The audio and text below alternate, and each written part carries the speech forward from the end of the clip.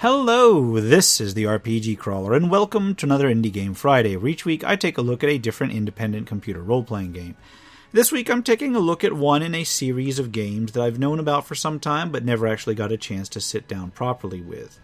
Siralim 3 is the third entry, of course, in the Siralim series of Monster Collection RPGs.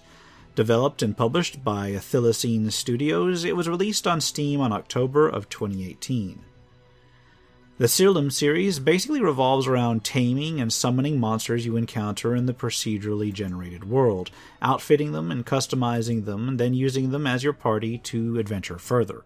Although it has a simplistic presentation in terms of graphics and interface, the systems are actually fairly deep, deeper than I can get into in this quick review, but I'll take a look at what I can. In terms of plot, you play the king of a small country called Nex. The land of Siralim has been conquering each country one by one and driving their native gods out. These gods finally band together to help you repel the invaders and build up your power in the hopes that you can take back their lands. When you start the game, you select a save slot, and then Tauren, God of Anger, and incidentally one of the most hilarious characters in the initial portion of the game, guides you through character creation. You select a name, a gender, and then a class. The class is simply which of the 5 elements that you're aligned with: chaos, death, life, nature, or sorcery, each of which starts with an initial creature summon. Each of these classes also impacts what perks you can spend your deity points on as the game progresses.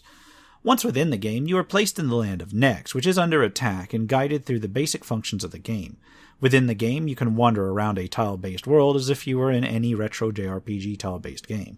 You can interact with people and items by approaching them and selecting the Activate key, or access the menu. The menu system gives you a hint of how deep the game system can be. There are 5 resources which you can use to summon creatures, build and enchant artifacts, etc., all marked along the top of the screen. The bottom of the screen and the menu shows your summoned creatures, including which of the elements they align with, their health, and their mana. The menu option starts with the character, which allows you to review your status, mostly your class, level, and experience, activate what perks you wish by spending deity points you earn during play. Runes allow you to equip runes of various elements into each slot once you have uncovered them. You can check on your favor with the various gods you encounter, and you can check your general battle stats and your overall achievements. The next menu option is Creatures, which allows you to review the stats on each of your creatures. Each creature has a level and experience as well as a type, but also 6 basic statistics: health, mana, attack, intelligence, defense, and speed. Each creature can also have various traits that affect how it operates in combat, and you can view or equip a particular creature with an artifact that grants whatever bonuses it's associated with. Advanced information allows you to see any bonuses that the creature has. You can manage spell gems that are equipped into the creature's slots. Each creature can equip spell gems of its particular element, which grants it the ability to cast those spells in combat. You can set an item setup with each creature to easily switch its artifact and spell layout between setups, and then you can set a creature's default strategy that it executes during each basic battle so you don't have to enter it every single time. You can also set up a backup strategy and macros to use with that character. You can lock a creature as well, which removes it from lists of advanced creature management so that you don't accidentally sacrifice it or the like. Finally, you can keep notes on a particular creature. The Items option lets you review items that you find, which include artifacts that you can equip, cards, consumables that you use, cores of monsters that you've captured, eggs of monsters that you've bred, materials that you can use with enchanters and other things, miscellaneous items that you can trade to gods or use for quests, runes that can be used to improve stats, sigils, spell gems that can grant spells of particular types of creatures, and talismans. Pending items are items that you collect during a run, but you haven't returned to base with yet, so you can't actually use them. Quests is more straightforward, letting you see current or completed quests. Library lets you review learned information and guides. Knowledge lets you review the stats that you've learned on each type of monster, and the more that you beat each monster or capture it, the more you learn about it. Macros lets you set up macros. The Notebook lets you set up notes in the game. Reorder lets you modify your combat order, and then finally you can select game options and save the game. On to actual play, there's Exploration in Nex, which is basically your home base. In it, you have a library where you can review information about the game and its various lore, and there is quite a bit of lore. A summoning flame that lets you summon creatures using the essences that you've captured and the cores that you've extracted from creatures. And a stables where you can store and later breed different monster types together when you aren't using them in your main party. You can unlock further things to do as you progress through the game. For instance, a blacksmith where you can craft artifacts, and an enchanter where you can enchant items. Then there's the teleportation shrine. This lets you teleport down to the worlds below. This is effectively the dungeon. You can teleport to any depth that you've previously unlocked, and certain depth represents certain nations in certain gods' domains. The deeper into the dungeon you go, the harder things get, generally. Each level in the dungeon is procedurally generated, containing a roguelike map of the level with various creatures and interactable objects scattered around. Most interactable objects are either empty or give resources or supplies. Some offer mini-puzzles or quests, which can basically involve some of the miscellaneous items that you've picked up throughout the level and give a minor reward. Occasionally, you'll encounter an NPC that will ask a question about the game's lore and grant a reward if you get it right. In the upper right corner, you are given a list of any active quests just in case you forget. You can also counter shrines to the particular god the area is dedicated to, which will then let you interact with that god and possibly trade their tokens for certain prizes. Throughout the level, there are monsters that will seek you out as well. Once they run into you, you enter combat, although you fight through your monsters rather than through your main character. When you encounter a hostile group, you enter the combat screen. The enemy forces are displayed at the top of the screen, while your party of monsters is displayed along the bottom, in typical JRPG fashion. There is a turn list to the right once combat actually begins. When each character's turn comes up, you are given a menu. You can select a basic attack, you can defend, you can provoke to try to get the enemy to attack that particular monster, you can cast a spell, you can try to extract an enemy monster's core, although that doesn't work during boss fights, you can try to execute a macro, you can inspect a monster to gain information on it, you can inspect combat history, which can be useful sometimes as things go quite swiftly in this game, or you can forfeit the fight and return back to the home base with your party defeated. It should be noted that each of your creatures and each enemy creature is aligned with a different element. This can affect the damage that they do, since some elements are strong or weak against others. Furthermore, after each combat, all health and mana is completely restored, and any dead creatures you have are revived, so you can go all out in each combat and don't worry about it. It should be noted that wise use of spells, debuffs, buffs, and other effects can be fairly critical even for fairly routine combats, at least if you're in a position where the depth you're fighting is equivalent to your particular level.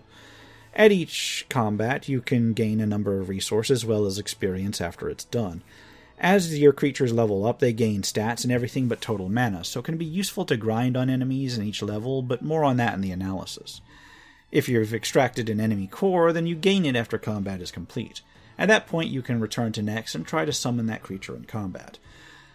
A wise selection of creatures of different types can be important to face different challenges, although of course each creature will need to be leveled up and equipped in turn. Later in the game, you can attempt to breed different creatures together to get customized creatures or better stats. Likewise, you can start customizing your gear, although a lot of that is really reliant on the RNG system. So that's the game's core loop. You go into the dungeon, you grind away on the creatures, you come back to town to upgrade your creatures and equipment, and then you repeat, going a little bit deeper each time.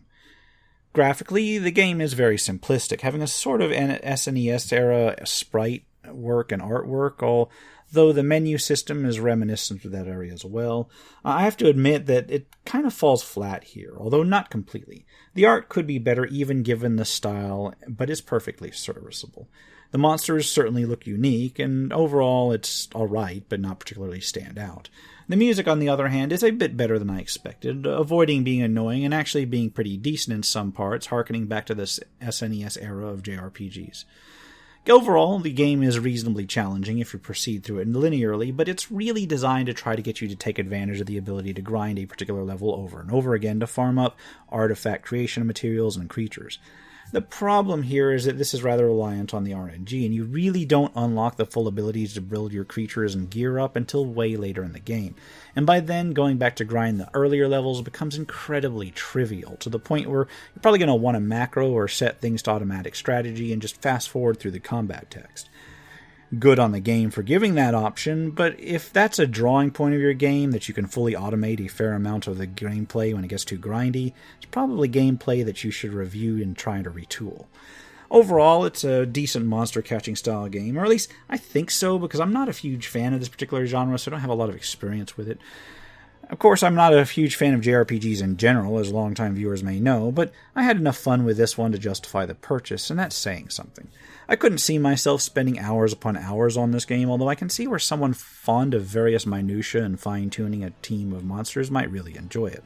The best part of the game, I thought, was the writing, which was downright hilarious at times, or Maybe I'm just overly fond of the over-the-top anger of the first god you work with, Torin. The other writing is amusing as well, and those early interactions I think were really the high point of it for me thus far, so take that as you will. So would I recommend it? If you like the genre, sure. If you can catch it on sale, all the better. It's one of those games that really caters to one type of niche player and then just focuses in like a laser on that particular niche. And there's nothing really wrong with that, unless, of course, you don't like that particular niche.